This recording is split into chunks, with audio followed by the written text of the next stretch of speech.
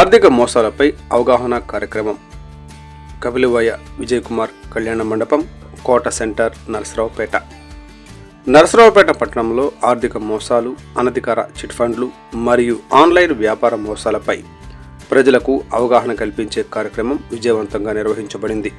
ఈ కార్యక్రమానికి ముఖ్య అతిథులుగా శ్రీ లోకనాథం గారు, traffic inspector Narasaraopet, Shri MV Charan గారు, inspector of police Narasaraopet 1 town హాజరై ప్రజలను మోసాల నుండి జాగ్రత్త పడే విధానాలను వివరిస్తూ మార్గ నిర్దేశం చేశారు.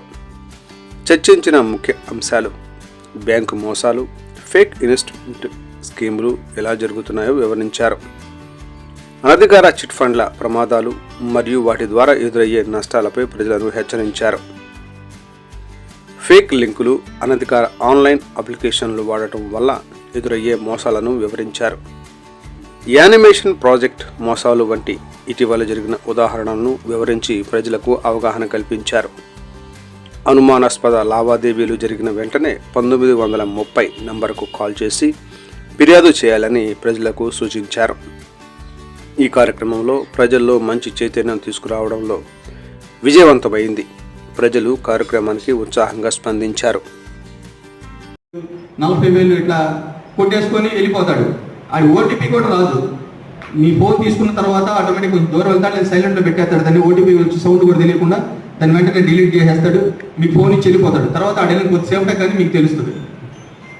చెప్తాడు, మీకు మా అన్నదానం లేదు, ప్రాబ్లం అంటే అమౌంట్ రావట్లేదు, నేను మళ్ళీ వస్తానని చెప్పి సామాన్ ఇక్కడే ఉంచని చెప్పి వెళ్ళిపోతాడు. వాడికి ఆల్రెడీ వాడి పని అయిపోయింది. వచ్చాడు, మీ ద్వారా ఓటీపీ కనుక్కున్నాడు, వాడికి స్కాన్ చేసేసుకున్నాడు, డబ్బులు వెళ్ళిపోయాడు. ఇట్లా ప్రతి దానిలో కూడా అప్రమత్తత అనేది ప్రతి దానిలో అవసరమే. ఒకటి కాదు, ప్రతి అంశంలో కూడా మనకి అప్రమత్తత అనేది అవసరం. కాబట్టి దీని గురించి చెప్పడం కోసమే ఈరోజు ఇక్కడ అందరం కూడా మనం సమావేశమైన. దీని గురించి ముఖ్యంగా మన ట్రాఫిక్ లోకనాథం గారు కొన్ని సూచనలు ఇస్తారు.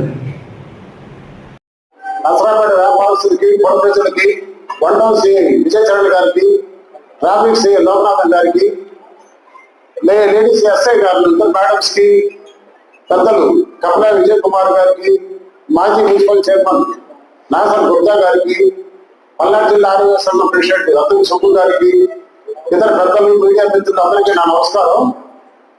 ఈ విజయవాడ యానిమేషన్ జరగగానే 4 రోజుల క్రితమే ఛాంబర్ తరఫున నేను సతీష్ ఆలోచించాం, మనం కూడా ఏదో చేయాలా, ప్రజలకు చెప్పాలా. ఇప్పుడు మోసపోయిన పోయారు, జరగబోయే టైం